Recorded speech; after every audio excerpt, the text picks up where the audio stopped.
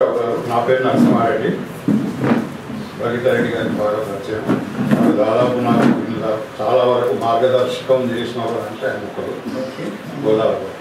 ఇప్పుడు వెంకటరామారావు గారు మాట్లాడుకుంటూ ఒక మ్యాప్ చూపించి గోదావరికి ఇరువైపులా ఫారెస్ట్ ఉన్నది కనుక అక్కడ ఇక్కడ ఫారెస్ట్ ఉన్నది కనుక అది రాదు. అంతకుముందు ఆ మధ్యకాలంలో చాలా మనం చూసినాం. గత 2 సంవత్సరాల క్రితం చాలామంది రాసిన ఆంధ్ర వాళ్ళు అది అక్కడ లిఫ్ట్లు తప్ప హైయెస్ట్ ప్రదేశం ఉన్నాయి కనుక వాళ్ళు నీళ్లు వాడుకోలేరు. ఇప్పుడు ఆ రెండింటికి ఇప్పుడు ఒకటి ఎత్తైన ప్రదేశం ఉన్నది దక్కన్ పీఠభూమి అనేది అందరికీ. ఇప్పుడు హైదరాబాద్ క్యాపిటల్ ఏదైతే ఉన్నదో ఇది కృష్ణా ప్లస్ గోదావరి రెండింటి మధ్యలో ఉండే ఎత్తైన ప్రదేశంలో ఉన్న ప్రాంతం. మీ అందరికీ తెలుసు, జగదేపూర్లో వర్షం పడితే సగం ఊరు వద్దనే గోదావరి పోతుంది, సగం ఊరేమో మూసి అంటే మీకు మూసి అంటే కృష్ణాకి వస్తుంది. ఇది ఎడ్జ్ మీద ఉన్న ప్రదేశం. ఇక్కడ మా చిన్నతనంలో ఏంటంటే ఈ ప్రాంతంలో మెదక్లో ఇక్కడ ఆస్మాంతరి అని అంటే వర్షాధారంతో వరి పంట పండించేవాళ్ళు. దానికి సపరేట్ సెస్ కూడా ఉండేది, రేట్ చెరువుల కిందికి అంటే దానికి కొద్దిగా తక్కువ రేట్ తోటి ఉండేది. ఇప్పుడు అట్లా ఒకటి వర్షపాతం తగ్గిపోయి ఇప్పుడు ఏంటంటే 600 అన్నారు, 600 పోయి 400 మిల్లీమీటర్ల వర్షం మాత్రమే మనకి ఇప్పుడు ఇక్కడ అవుతారు. ఇక్కడ ఏమైంది, గ్రౌండ్ వాటర్ కూడా చాలా లోపలికి పోయింది. ఇక్కడ ఎంతో అంతో మనకు అప్పుడు ఆ కాలంలో వాళ్ళు చేసిన దేవనూరు ప్రాజెక్ట్ తోటి కూడబెట్టి పోర్పోజ్ చేశారు. మాకు వద్దు అని చెప్పి ఆంధ్ర గవర్నమెంట్ మంజీరా మీద ప్రపోజ్ చేసింది. అది కనుక ఉంటే ఇవాళ ఈ ఎడ్జ్ ఈ మధ్యలో ఉండే ప్రాంతానికి ఏనాడు నష్టం జరగలేదు, కొంతవరకు అది ఉండేది. ఇప్పుడు ఏంటంటే ఇక్కడ ప్రజలకు తాగడానికి నీళ్ళు దొరుకుతుంది. ముఖ్యంగా ఏంటంటే ఈ మూసీ బేసిన్ అనుకోరు. ఇప్పుడు ఈ రెండింటి మధ్యలో ఒకటి మూసీ బేసిన్ అని నేను అంటున్నాను, మీరు మీ భాషలో కాకపోవచ్చు కానీ నేను అది మూసీ బేసిన్ అంటున్నాను. ఈ మూసీ బేసిన్లో ప్రజలకు తాగే నీరు దొరుకుతుంది. తాగునీరు దొరకని పరిస్థితుల్లో ప్రభుత్వం యొక్క బాధ్యత ఎక్కడ దొరుకుతున్నాయో అక్కడి నుంచి తీసుకురావాలి.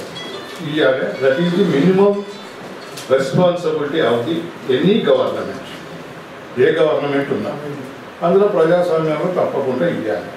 ఇప్పుడు గోదావరిలో వాటర్ ఎక్కడ అంటే ప్రాణహిత ఇంద్రావతి కలిసిన తర్వాత ఇచ్చంపల్లి దగ్గరనే సర్ప్లస్ వాటర్ ఉన్నది అనేది మీ ఓటర్లు చెప్తేనే మాకు తెలిసింది. మేము కూడా సైట్ చూసి వచ్చినాం అనుకోండి. అది ఆ రోజుల్లోనే ఏడో నిజాం ఆడ ప్రాజెక్టు కట్టడానికి అన్ని ప్రయత్నాలు చేశాడు. 2 వైపులా కన్స్ట్రక్షన్ అయింది. వాటి పక్కకు తూము కూడా కట్టిండు.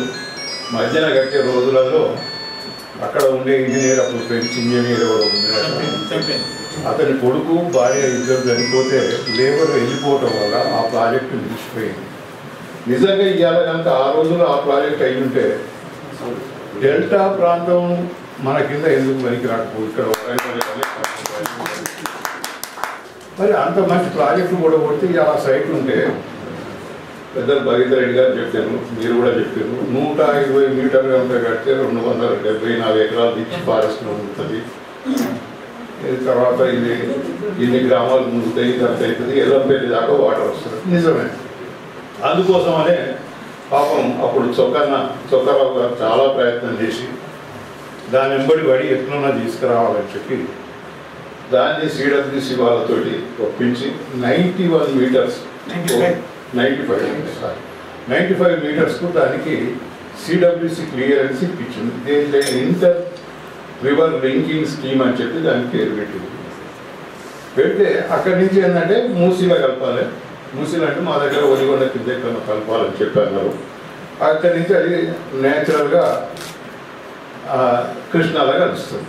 ఆ విధంగా 2 నదులను కంబైన్ చేసినట్టు అని వాళ్ళు క్లియరెన్స్ కూడా ఇచ్చారు. ఇది ఎప్పుడు 94లో ఇచ్చారు. ఇచ్చిన తర్వాత 2000 ఆ ప్రాంతంలో చంద్రబాబు నాయుడు గారు ఈ ఇచ్చంపల్లి ప్రాజెక్ట్ అనేది మాట వద్దు, ఉదాహరణ ఎన్టీ రామారావు పీరియడ్లో పెద్ద ప్రాజెక్టు కట్టాలి 115 మీటర్లు అన్నప్పుడు ఆయన మా ఆంధ్రులకు తగ్గించేట కడతాం మేము కట్టి పారేస్తామని చెప్పి ఆయన మిస్లీడ్ చేసాం. ఆయనకు తెలియదు.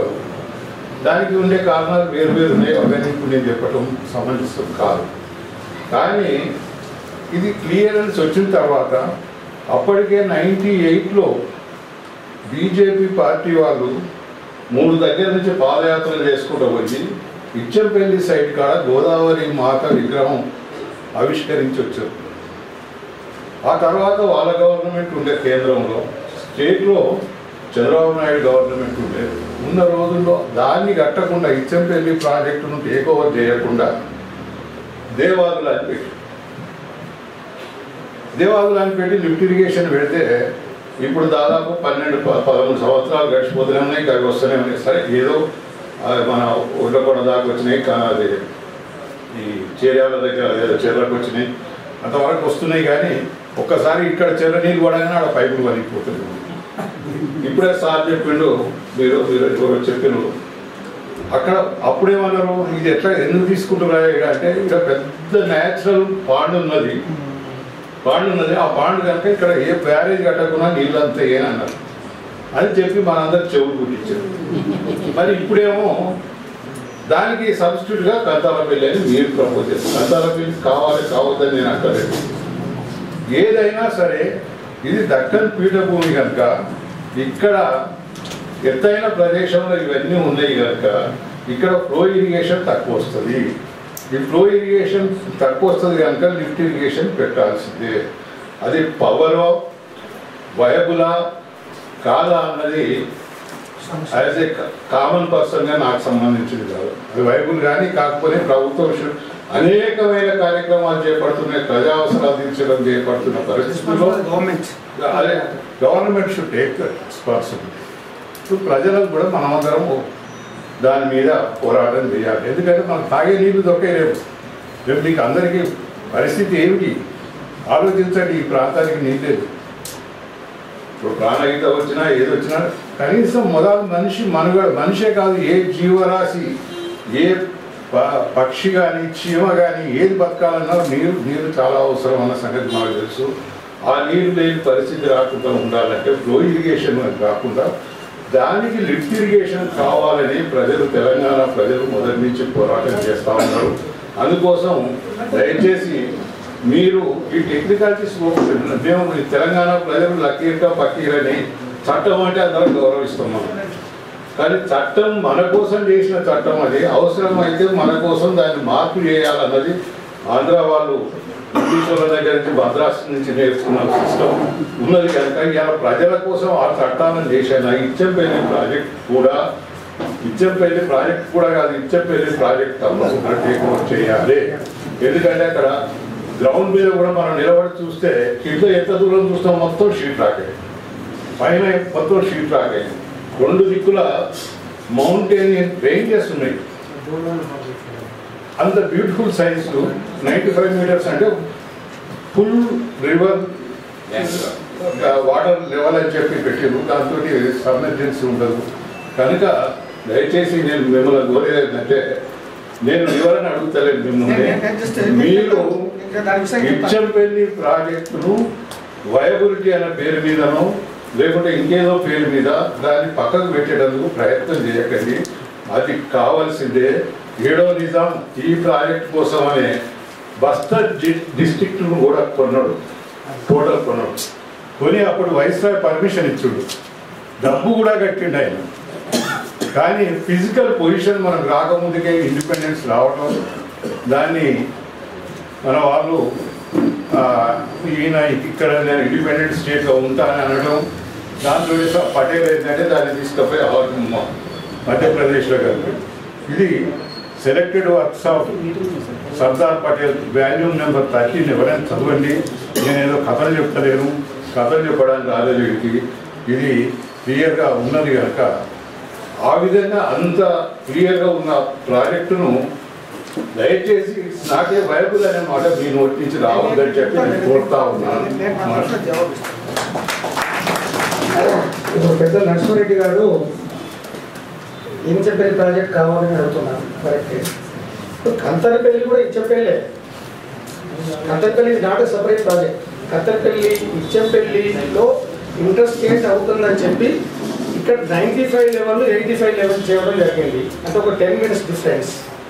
10 minute డిఫరెన్స్ వల్ల లాభం ఏమి వస్తుందంటే ఇంటర్స్టేట్ యొక్క ప్రాబ్లమ్స్ వెళ్ళిపోతున్నాయి, టోటల్ పవర్ మనకే వస్తుంది.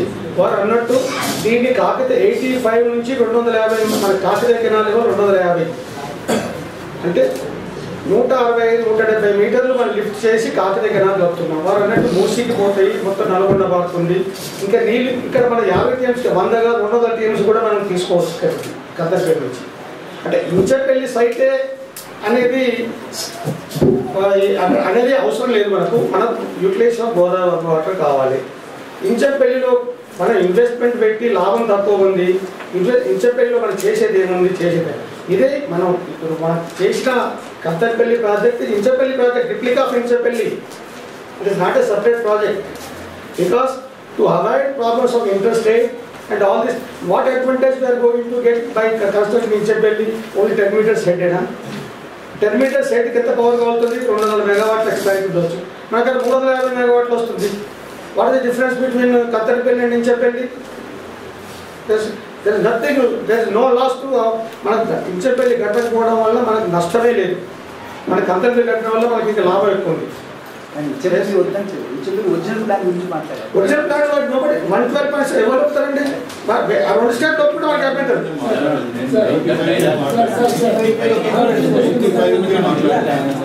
95 10 minutes difference. నా పేరు రాజేశ్వరరావు అండి, పత్రికా విలేకరిని.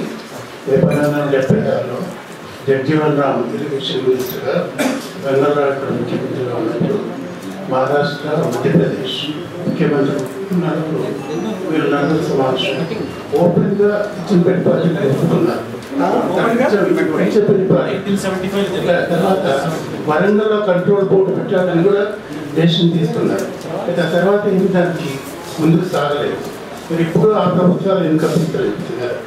రెండోది గోదావరి వ్యాలీ కెనాల్ సిస్టమ్ ప్రాజెక్టులో అప్పుడు ఈ లిఫ్టింగ్ అనేది లేనే లేదు నిజాం తలపెట్టిందో.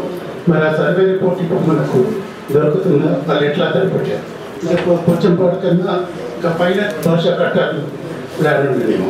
ఇంకా గ్రావిటీ ఫ్లోతో మొత్తం నీళ్ళిచ్చే సదుపాయం కల్పించారన్నమాట.